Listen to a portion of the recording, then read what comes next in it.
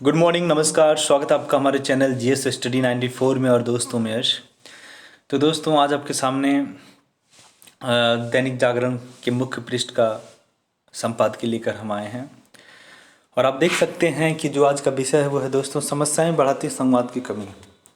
अर्थात इसका मतलब ये है कि हमारे देश में पिछले कई साल से जिस तरह से मिस कम्युनिकेशन की वजह से कभी मॉब लिंचिंग की घटना, मॉब लिंचिंग का मतलब होता है किसी अनियंत्रित भीड़ के द्वारा किसी एक व्यक्ति या 2-3 व्यक्तियों को मार देना। ठीक है, भीड़ के द्वारा जो हिंसा होती है उसे मॉब लिंचिंग कहते हैं इंग्लिश में। उसके बाद आपने देखा होगा कि कई ऐसे कानून बने हमारे देश में जिसको गलत रूप से प्रचार प्रसारित करके लोगों के सामने पेश किया गया। उसके बाद दिल्ली जैसे राज्यों में, लखनऊ जैसे सिटी में कई जगहों पे छोटी से छोटी, बड़ी से बड़ी हिंसाएं हुई और उस हिंसा में पूरी तरह से जो संलिप्त थे वो विपक्षी राजनीतिक पार्टियां एक तरह से पूरी तरह से पृष्ठभूमि बनाई थी। तो हमारे देश के लिए शर्म की बात है कि हम किस सदी में जी रहे हैं। हम क्यों कभी भी सही इन्फॉर्मेशन जो होता है, जानकारियाँ होती हैं, उसे अमल में क्यों नहीं लेते हैं? क्यों हम छोटी छोटी बातों पे इतना उग्र आंदोलन खड़ा कर देते हैं? क्योंकि मैं आपको बता दूं, ऐसे कई सारे मामले मैंने देखे हैं। जब मीडिया का कोई व्यक्ति उस आंदोलन कर रहे व्यक्तियों से पूछता है कि भैया आप आंदोलन क्यों कर रहे हैं, सीए का विरोध क्यों कर रहे हैं, एनआरसी का विरोध क्यों कर रहे हैं, ये जो किसान का 3 कानून बनाया गया क्या है ये, तो कहते हैं भैया हमको कुछ नहीं पता, बस हो रहा है विरोध तो हो रहा है। तो यही चीज़ें जो हमें अंधविश्वास की तरफ लेके जा रही हैं, हमारे देश को पीछे ढकेल रही हैं और हमें इस चीज़ को अमल में लाना पड़ेगा कि मिस कम्युनिकेशन जिसे आप कहते हैं, गलत जो संवाद है, जो इन्फॉर्मेशन ट्रांसमिशन है, उस चीज़ को हमें रोकना पड़ेगा यदि वो गलत हो। सही जानकारी कोई क्यों नहीं देना चाहता है?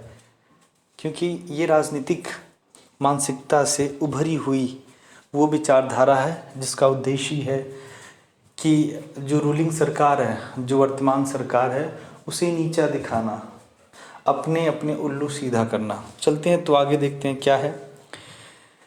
पिछले साल देश ने 2 ऐसी स्थितियों का सामना किया जो सिर्फ प्रायोजित पारस्परिक अविश्वास, पूर्वाग्रहों तथा संवादहीनता के कारण ही पनपी और लाखों लोगों को कठिनाइयों में डाल गई।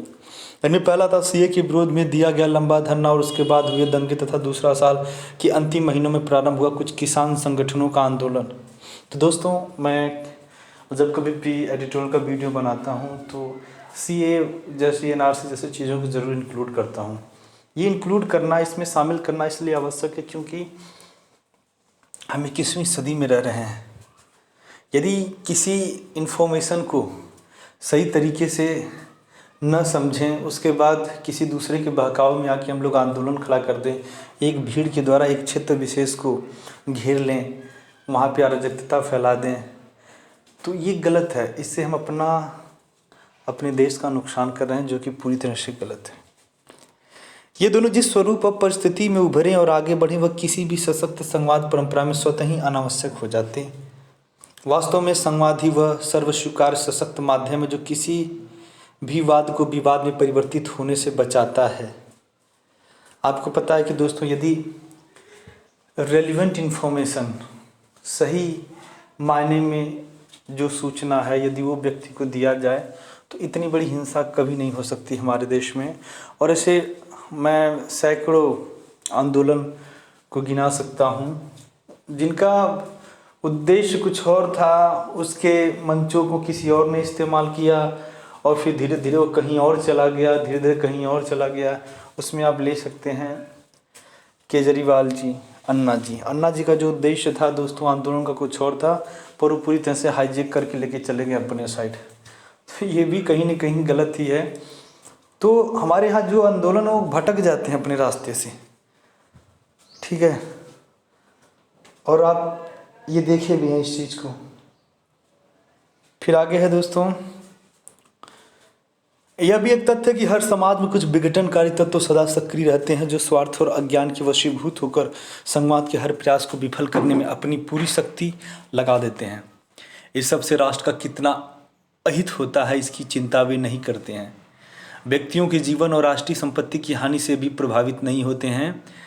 हम आपको बता दें, हमारे देश में जिस तरह से कुछ राजनीतिक नेताओं, विशेष व्यक्तियों के द्वारा व्यक्तिगत आरोप लगाया जाता है, चोर, चंडाल, मतलब ऐसे ऐसे घिनौने शब्दों के द्वारा उन्हें सुशोभित किया जाता है कि अफसर मार जाएंगे। तो एक तरह से कह सकते हैं पूर्वाग्रह है, ये एक कह सकते हैं जलन की भावना है, जिस चीज़ के लिए इंसान को विरोध करना चाहिए। ऐसे तमाम तरह के मामले हैं जिनका आप विधानसभा या संसद के पटल पर आप रख सकते हैं, उनके बारे में पूछ सकते हैं।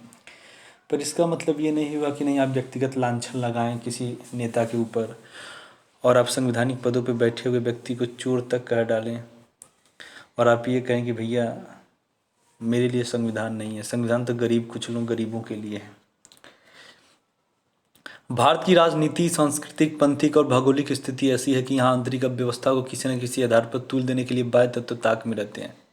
जानते हैं जब हमारे देश में ऐसे ही गिने चुने लोग आंदोलन करते हैं तो इससे क्या है, जो पाकिस्तान परस्त लोग हैं या फिर मैं यूँ कहूँ कि जो टेररिस्ट हैं, जो हमारे देश में से तमाम तरह के संगठन कार्य कर रहे हैं, जो पूरी तरह से ये चाहते हैं कि भारत तबाह हो जाए। उसमें कुछ कह सकते हैं कि जो लेफ़्ट की विचारधारा है, ठीक है, जो नक्सली हैं, ये इन्हें तो और खुशी मिलती है कि ठीक है आपस में ही लड़ो और हम अपना काम सीधा कर लें। इसके उदाहरण लगातार मिलते रहे और 1962 के भारत चीन युद्ध को अभी लोग भूले नहीं हैं। देश में एक वर्ग उस समय भी भारत को आक्रांता मानता था, आज भी मानता है, आज़ादी के नारे लगवाता है, भारत के टुकड़े टुकड़े करने की आकांक्षा रखने वालों के साथ खड़ा होता है, जिन्ना के माही मांडन का समर्थन करता है, जेएनयू में स्वामी विवेकानंद की मूर्ति लगाने का विरोध करता है और किसानों तथा सरकार के समझौते में पलीता लगाता है।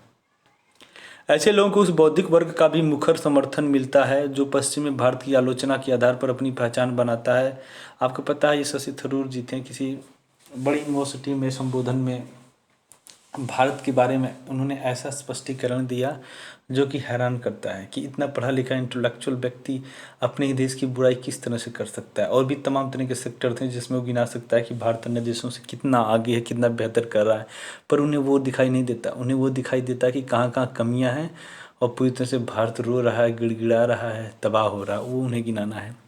मानवाधिकार का संरक्षक बनता है और उस समय समय पर वक्तव्य देकर या अवार्ड वापसी कर अपनी ओर ध्यान आकर्षित करता है। यह वर्ग केवल अपनों तक सीमित रहता, जो हमारे जैसा सोचे भी हमारे से आगे बढ़ नहीं पाता। इसी संकुचित दृष्टि से गंभीर राष्ट्रीय समस्याएं जन्म लेती हैं। भारत में ज्ञान की सामान्य चर्चा में भी प्रश्न, प्रतिप्रश्न और परिप्रश्न का संदर्भ आता है। इस समय ऐसा प्रतीत होता है कि हमारे कुछ सामाजिक और राजनीतिक पक्ष इस विधा को पूरी तरह भूल गए हैं। संवाद वही प्रारंभ कर सकता है जिसकी नीति स्पष्ट, नीयत निर्मल और लक्ष्य कल्याणकारी हो और वह पूर्वाग्रहों से पूरी तरह मुक्त हो। तो दोस्तों आप देख सकते हैं कि संवाद, बातचीत वही प्रारंभ कर सकता है जिसकी सोच सही हो, जिसका उद्देश्य देश और समाज के लिए व्यवस्थित कल्याणकारी हो, वो कर सकता है। ये नहीं कि पुरानी चीज़ों से एकदम मानसिक रूप से भरा हुआ है। ऐसे व्यक्ति हमेशा आपको खाई में गिराने की बात करेंगे। ऐसा व्यक्ति संकालु, पूर्वाग्रह तथा हठी व्यक्ति वर्ग या समाज को भी प्रभावित कर सकता है। इसका जीवंत उदाहरण स्वामी विवेकानंद के जीवन और कृतित्व में निहित है। घनघोर कठिनाइयों को उत्साहपूर्वक सहन करते हुए स्वामी विवेकानंद के शिकागो के सर्वधर्म सम्मेलन में जो कालजयी उद्बोधन किया था, उसकी गूंज आज भी उस हर संवेदनशील व्यक्ति को सुनाई पड़ती है जो प्रत्येक मनुष्य को अपने समकक्ष मानकर उसका सम्मान करता है, हर विविधता को स्वीकार करते हुए मानव प्रत्र की पारस्परिकता में विश्वास रखता है। स्वामी जी शिकागो सम्मेलन में 1893 की बात है दोस्तों, सबसे अंत में बोले थे, उनके मुंह से जैसे ही पहले 4 शब्द निकले, अमेरिकी निवासी भाइयों और बहनों, सारे उपस्थित लोग जैसे एकाएक सम्मोहित हो गए। सभी खड़े होकर करतल ध्वनि करने लगे। उस अपरिचित स्वामी ने उनका हृदय जीत लिया। उनकी वाणी में जो पारदर्शिता और निर्मलता समाहित थी वह उन सबके हृदय में उतर गई। इसमें वह भी शामिल थे जो वहाँ केवल यह स्थापित करने गए थे कि उनका धर्म ही सर्वश्रेष्ठ और बाकी सभी को उसी में लाकर उनका उद्धार करना है। तो दोस्तों 1893 में जब शिकागो में सम्मेलन हुआ था तो ऐसे बहुत सारे पादरी आए थे, धर्मगुरु आए थे, जिनका उद्देश्य यही था कि अपने अपने धर्म का महिमा मांडन करना कि हमारा धर्म सर्वश्रेष्ठ है। पर स्वामी विवेकानंद जी ने ऐसा नहीं किया। ठीक है, उन्होंने सारे धर्म को समान माना और उद्देश्य उनका एक माना। तो ये होना चाहिए उद्देश्य भाव। स्वामी जी के भाषणों के बाद द न्यूयॉर्क हेराल्ड ने लिखा कि जिस देश में इतना समृद्ध ज्ञान पहले से ही उपस्थित है वहाँ धर्म प्रचारक भेजना मूर्खता है। आज देश की युवा पीढ़ी ऐसे ही आइकॉन ढूंढ रही है जो उन्हें भारत और भारतीयता से परिचित करा सके। सर्वभूत हितो रता लोक समस्ता सुखिनो भवन्तु और एक कम सत विप्रा बहुधा वदंती में निहित दर्शन को व्यवहारिक जीवन में उतार कर ही भारत महान बना था। इन्हें छोड़कर केवल पश्चिम की नकल कर आगे नहीं बढ़ा जा सकेगा। इस दिन व्यवहारिकता को पुनः प्राप्त करने के लिए देश को ऐसे युवा चाहिए जो किसी प्रकार की संकीर्णताओं से हटकर सोच सके, प्रगति और विकास के मार्ग पर डाले जाने वाले अवरोधों के प्रति सचेत रहें, सामाजिक सद्भाव और पैतृक समरसता के आधार को और अधिक सशक्त करने में कोई ढील न आने दें। अब भारत के युवाओं ने पिछले 7 दशकों में वैश्विक स्तर पर देश का सम्मान बढ़ाया है। पहले अमेरिका की अंतरिक्ष संस्था नासा तथा बाद में सिलिकॉन वैली इसके ज्वलंत उदाहरण है। भारत अपने प्रयत्नों से ही विश्व में अपना अपेक्षित स्थान और गौरव प्राप्त करने की राह पर विश्वासपूर्वक बढ़ रहा है। आज भारत के युवा सजग और सतर्क हैं। वे जानते हैं कि उनके समक्ष सारा विश्व पटल खुला है। लोग भारत से कुशल और प्रशिक्षित युवाओं की प्रतीक्षा कर रहे हैं। इसके लिए आवश्यक है कि उन्हें उच्चतम स्तर की शिक्षा मिले, ज्ञान विज्ञान नवाचार के निर्बाध अवसर मिले। जब भारत के मूल स्वरूप और प्राचीन ज्ञान विज्ञान दर्शन अध्यात्म की समझ के साथ पश्चिम विकसित विज्ञान तकनीकी का समायोजन होगा तब विश्व कल्याण और शांति का पथ स्वतः ही खुल जाएगा। फिर विघटनकारी तत्वों से छुटकारा भी मिल जाएगा। आज के लिए इतना ही। नमस्कार, धन्यवाद।